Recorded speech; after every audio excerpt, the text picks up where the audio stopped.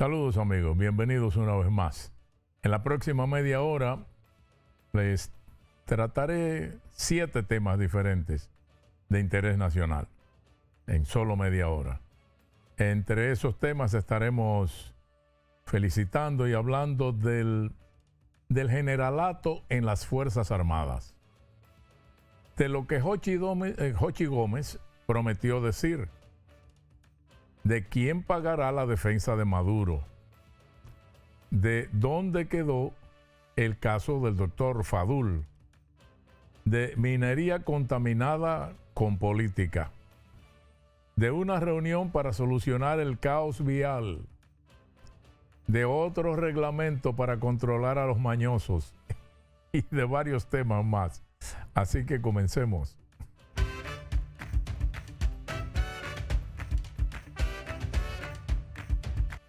Bueno, recientemente, y como suele ocurrir cada cierto tiempo, alguien apretó el botón del tema generalato en las Fuerzas Armadas.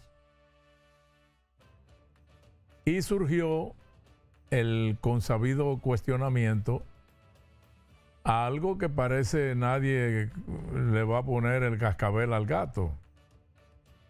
Porque ciertamente, y tal como lo señala la crónica publicada,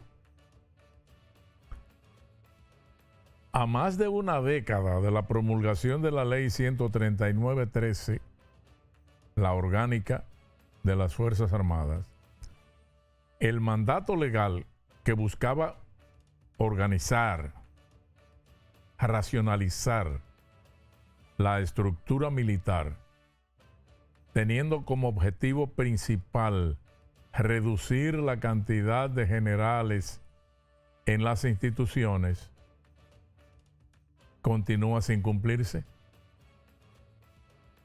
Y eso evidencia una brecha significativa entre lo establecido en la normativa y la realidad actual.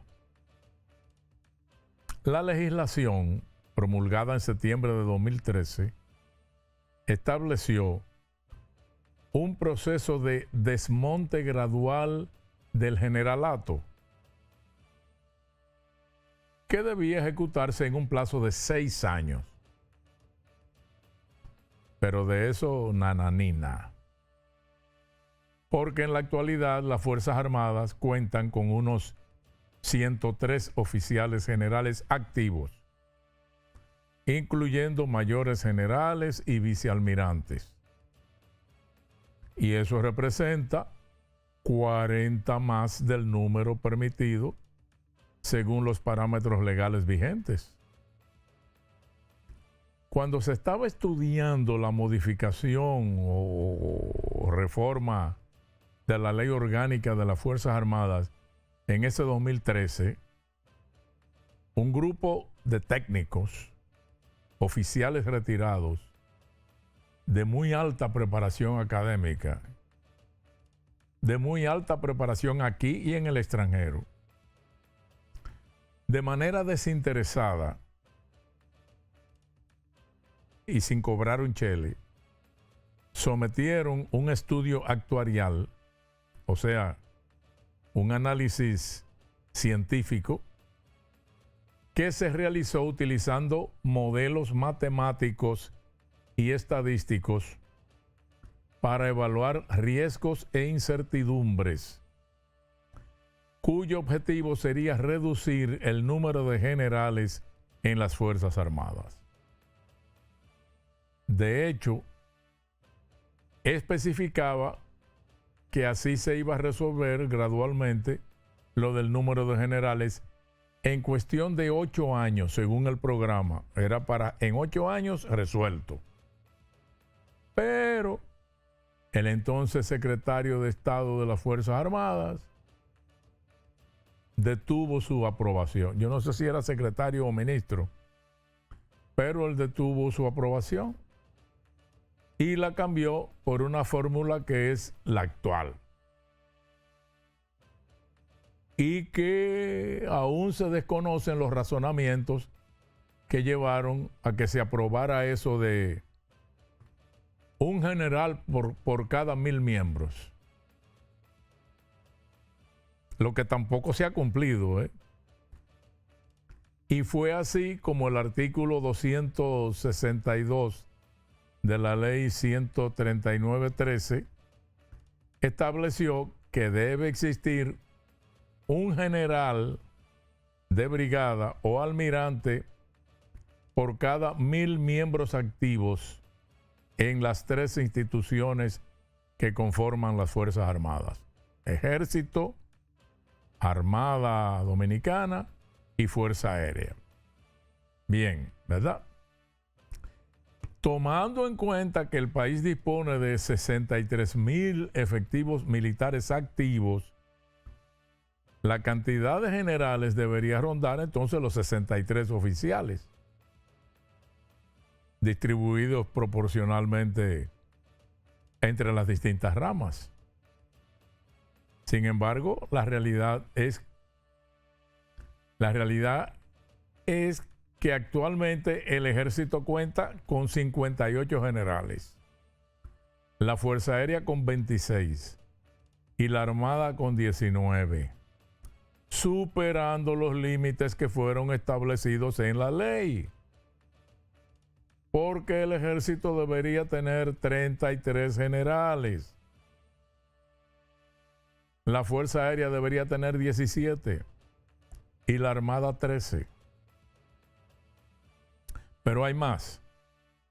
El artículo 157 de la ley dispone que después de usted haber alcanzado el grado de general o almirante, usted tiene que ser retirado obligatoriamente luego de cumplir 10 años en el rango, salvo ciertas excepciones por desempeño de posiciones dentro del Estado, ¿verdad? Eso tampoco se ha respetado. Y hemos mencionado las Fuerzas Armadas, pero en la policía ocurre prácticamente lo mismo. ¿Hay solución a la vista? No, no hay. No hay. Y solo la habrá, y digo, esta es mi opinión muy personal, ¿eh? Una opinión a la que yo he llegado luego de estudiar el tema en detalle. La solución llegará cuando los presidentes y los políticos del patio entiendan y asuman el compromiso de que las Fuerzas Armadas se dirigen apegadas a sus instrumentos legales, que son la Constitución y su ley orgánica. Punto. Punto. El meollo del problema está en esa influencia desbordada del poder político, muchas veces hasta influenciado por sectores cercanos, internos y externos al mandatario de turno, o amarrados por compromisos electorales que hacen elevar rangos como si estuvieran montados en zancos. Entonces eso deja indignados y en sala de espera a quienes correspondían los ascensos por cuestión de méritos y tiempo cumplido. Por tanto,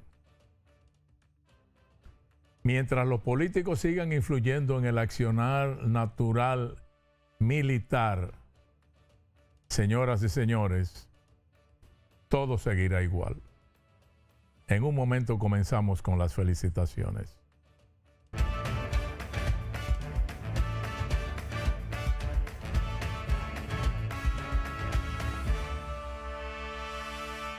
Hay algo que se ve HD, que entre paciente y paciente hay tiempo para entrar al banco, Tu vida se ve HD cuando, sabiendo cómo es tu día, hacemos que tus pagos, desembolsos y solicitudes sean más simples. Vive la mejor experiencia digital desde la app hasta la Z. El futuro que quieres se ve mucho mejor cuando... Tengan buen día.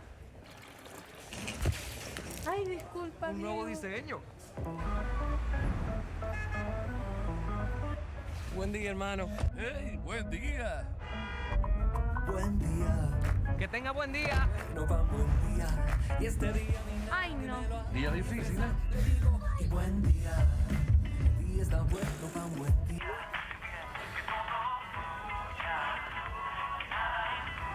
Ay, perdón.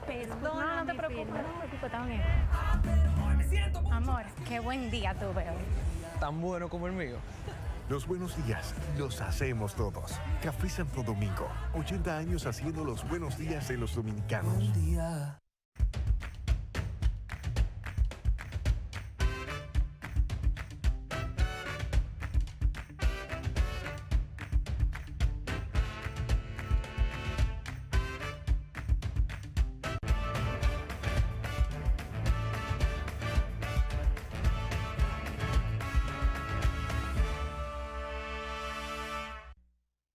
Recordarán los que ven este programa con regularidad que la semana pasada, en el programa de la semana pasada, dijimos que quedábamos atentos a la espera de lo que sucedería en la vista del caso Camaleón.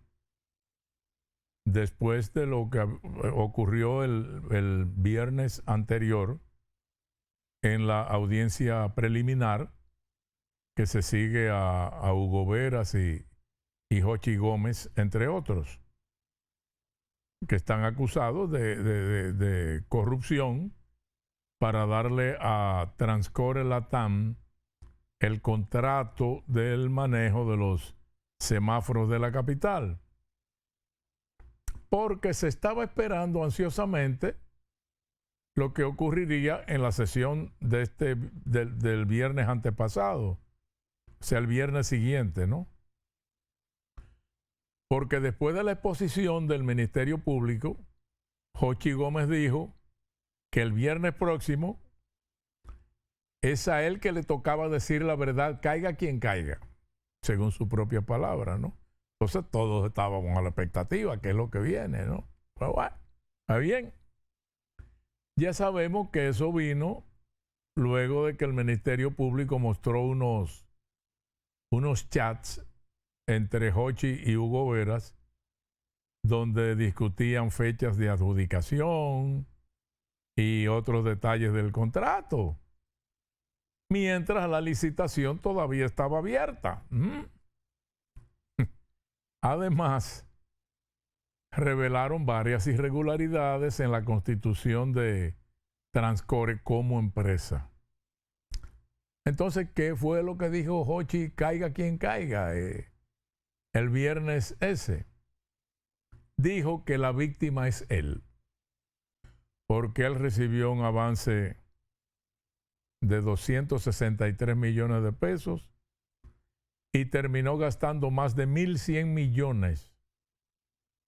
Así que es el Estado quien le debe más de 800 millones a él.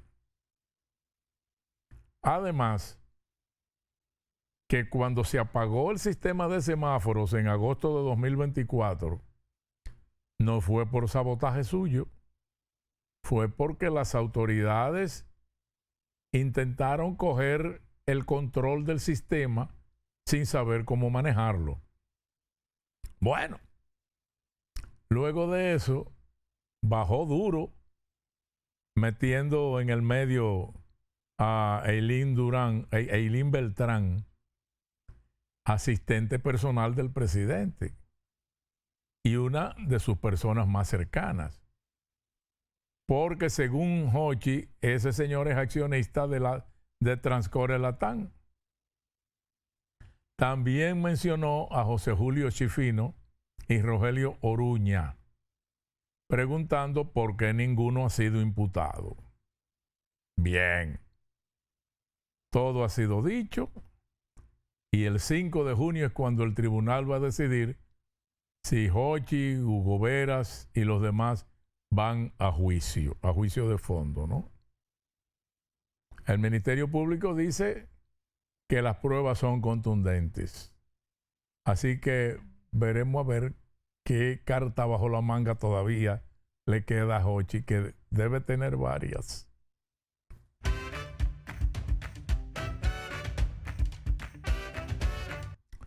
Felicitaciones al, bueno, yo no sé si ahora llamarlo expresidente Nicolás Maduro y doña Silvia, la esposa, porque extrañamente Estados Unidos ha accedido a permitir que el gobierno de Venezuela pague a los abogados que los van a defender ante los tribunales de Estados Unidos, donde ellos están presos acusados por narcotráfico. Una defensa que va a costar unos milloncitos de dólares, dicho sea de paso, porque el nivel de los defensores que se buscaron no son de 3 pesos. Ahora, la pregunta que queda es, si esa autorización tácitamente reconoce entonces la condición de Nicolás Maduro como presidente todavía de Venezuela, y si por casualidad lo descargan, ¿tendrá también Estados Unidos que apoyar su retorno al poder?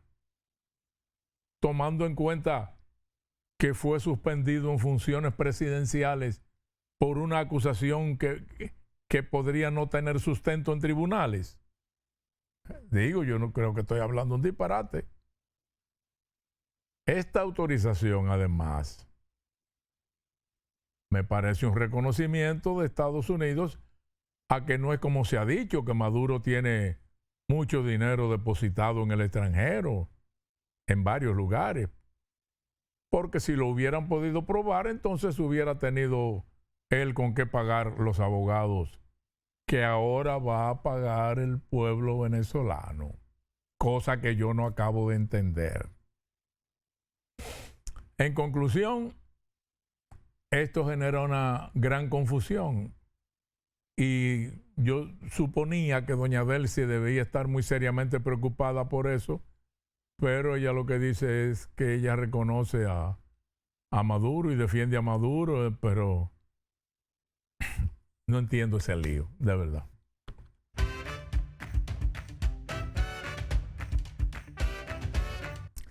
Después de muchas denuncias, respuestas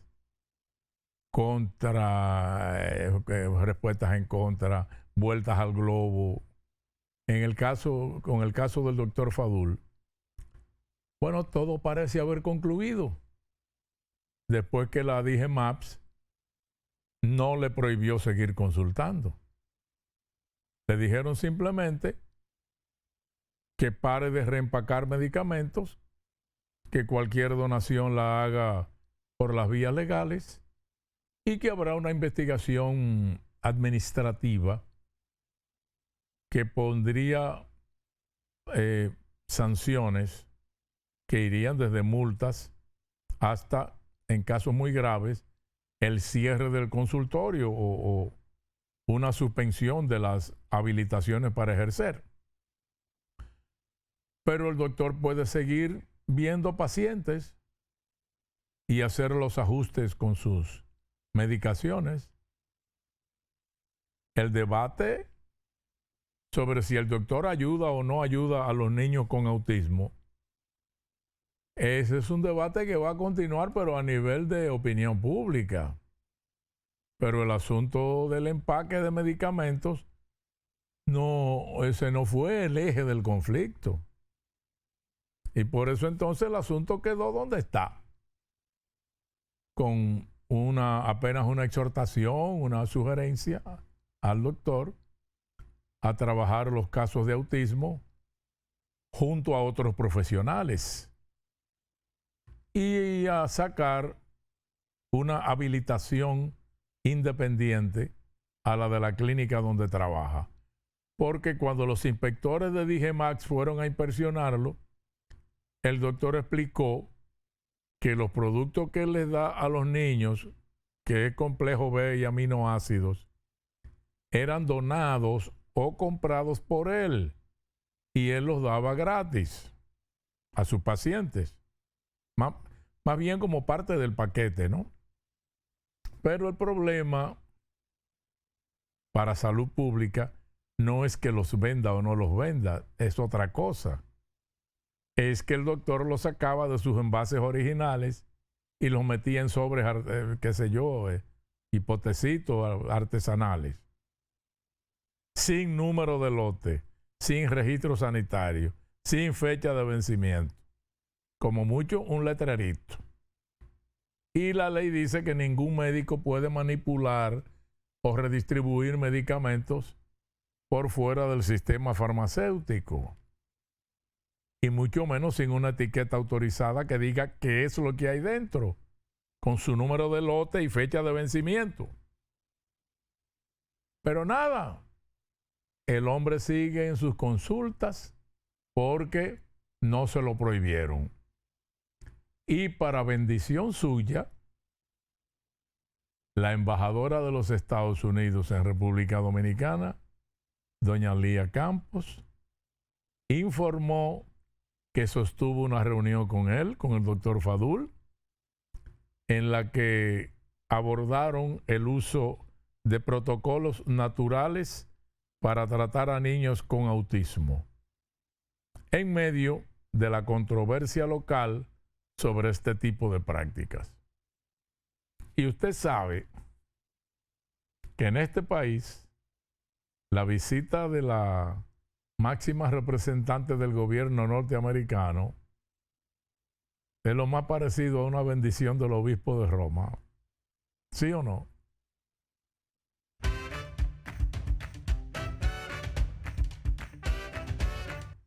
Felicitaciones a la Academia de Ciencias por la manera en que uno de sus miembros se manifestó en contra de la explotación minera en San Juan de la Maguana. Realmente sorprende cómo José Manuel Mateo Félix, miembro de la Comisión de Ciencias Naturales y Medio Ambiente de esa academia, dijo que esa oposición se basa en la experiencia que ha tenido el país históricamente con este sector en otras provincias como Pedernales, La Vega, Monseñor Noel y Sánchez Ramírez. Pero, un momentito, señor Mateo Félix, en esos lugares que usted ha señalado, ¿no se ha desarrollado una minería subterránea? ¿Ha sido a flor de tierra? Entonces, usted no puede hacer una comparación de esa manera. Es evidente que este señor no ha escuchado la ponencia que hicieron los técnicos de la Gold Quest sobre todos los factores técnicos y de protección al medio ambiente que implica la minería en San Juan de la Maguana, que por cierto no está decidida ni autorizada. Está esperando los resultados de un estudio medioambiental. A propósito, después de las declaraciones de este señor, el tesorero de la Academia de Ciencias, José Luis de Ramón, publicó en su cuenta de red social que no es verdad que la Academia de Ciencias tenga posición oficial sobre el proyecto minero Romero en San Juan de la Maguana. Lo que pasa, señores, es que la política está contaminando el asunto de la explotación minera hace rato. Y para que se sepa, señores, hay un partido político que está incentivando que se desarrollen protestas en diferentes pueblos del país, utilizando como excusa esto de la supuesta explotación minera en San Juan y en la cordillera septentrional, cuando en realidad lo que buscan es otra cosa, es desestabilizar la sociedad dominicana en un momento de crisis mundial sumamente peligroso. Metieron huelga en 3 pueblos, 4 en un solo día, ya están preparados para agitar a nivel nacional cuando se anuncien aumentos de precios en los combustibles, en los pasajes y en todo lo que tendrá que subir por la guerra y los problemas. Y los organismos de seguridad del Estado deben espabilarse para que estén un pie adelante de esos planes. Y para colmo, en vez de esperar los resultados del estudio de impacto ambiental, bueno, la Iglesia Católica cae en el populismo y emitió su oposición a la minería en San Juan y del resto del país. Así no es, ¿no?